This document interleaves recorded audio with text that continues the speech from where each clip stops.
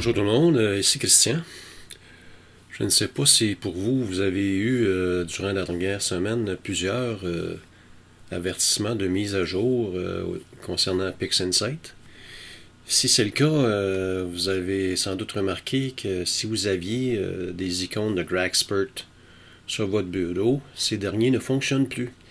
Ici, j'essaie d'ouvrir, de l'exécuter dans un contexte global et j'ai une nouvelle fenêtre qui m'indique que le script ne peut pas, ça ne fait pas de sens de ne pas avoir d'image cible. On n'a même pas la possibilité d'ouvrir la fenêtre du script comme telle. Et de ce fait, durant la semaine, moi j'ai eu la chance de faire la mise à jour. Donc vous devez aller avec votre furteur Internet sur le site de gragspert.com, télécharger la dernière version, la version 2.2.0, que ce soit pour Windows, Mac avec Apple Silicon ou encore Mac, Intel et dernièrement Linux. Une fois que vous avez installé le tout, vous pouvez aller dans le menu Script, la boîte à outils Toolbox, et vous avez ici GragSpert qui apparaît de la bonne façon. Et vous pouvez voir que le script maintenant c'est la version 1.2b et qu'on doit absolument avoir la version de GragSpert à 2.2.0. Et une fois que vous avez téléchargé et installé votre logiciel dans un répertoire, vous devez prendre la petite clé anglaise, ici la clé à molette, pour aller identifier où est installé votre logiciel GragSpert.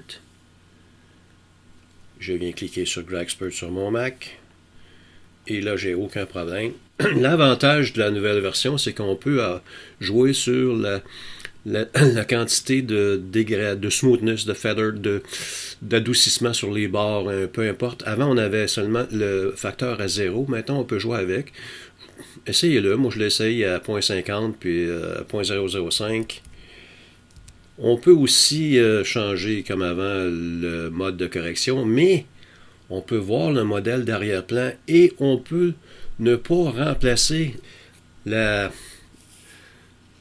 cible comme telle. Et ça, j'aime vraiment, vraiment beaucoup. Ça me crée une nouvelle image. Donc, je vais choisir mon H-Alpha clone. Je vais automatiquement l'appliquer.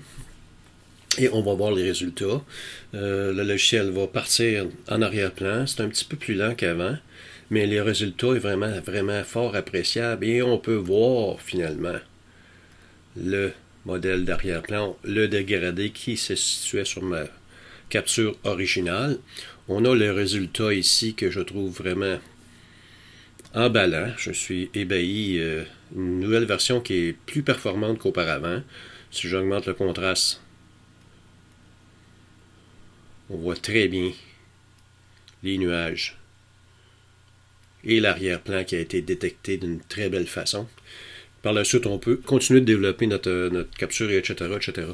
Il y a un point qui est un peu malencontreux. Moi, j'ai envoyé 3 courriels au créateur, au groupe de GragSpert, parce qu'on ne pouvait pas prime abord. Attendez une seconde. Le bouton de nouvelle instance ne fonctionnait pas pour se créer une icône sur notre bureau. Premier, ça c'est réglé. Par contre, on ne peut pas ouvrir et exécuter dans un contexte global pour rouvrir la fenêtre. Vous voyez ici le message erreur.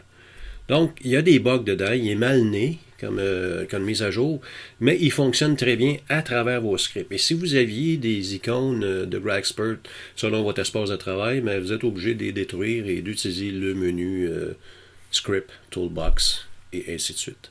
Par contre, l'application du logiciel est vraiment intéressante. Libre à vous de faire des essais et de comparer avec les versions d'auparavant ou avec DBE. Une nouvelle mise à jour, j'attendais quelques jours avant de vous l'annoncer parce qu'il y avait vraiment des problèmes encore plus graves qu'aujourd'hui. Je vous tiens au courant des dernières nouvelles concernant les petites difficultés qui vont disparaître avec le temps. J'espère que vous avez apprécié. À la prochaine.